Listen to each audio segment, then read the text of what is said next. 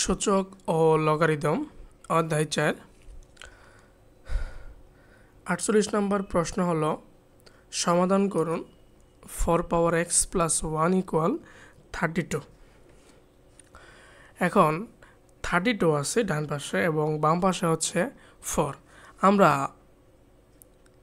4 এর পাওয়ার যদি 4 পাওয়ার 1 ইকুয়াল 4, 4 পাওয়ার 2 ইকুয়াল হচ্ছে 16,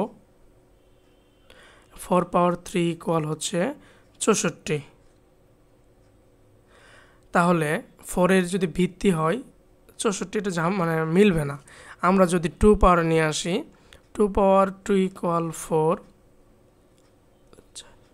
2 পাওয়ার 3 ইকুয়াল 8, 2 পাওয়ার 4 ইকুয়াল হচ্ছে 16, 2 পাওয়ার 5 ইকুয়াল হচ্ছে 32।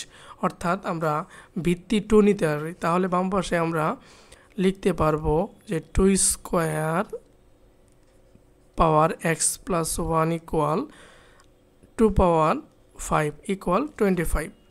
এখন বা 2 যে পাওয়ার আছে না, আমরা একটা পাওয়ার গুণ, যে পাওয়ার 2 আছে 2 দিয়ে পাওয়ারটা গুণ করে দিলে হবে 2x প্লাস 2 ইকুয়াল 2 পাওয়ার 5। ঠিক আছে।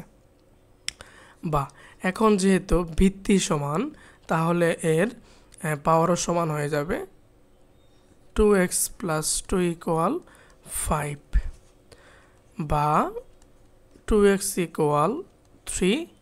অতএব x ইকুয়াল 3 ডিভাইডেড বাই হচ্ছে 2। অতএব নির্ণয় সমাধান x ইকুয়াল 3 ডিভাইডেড বাই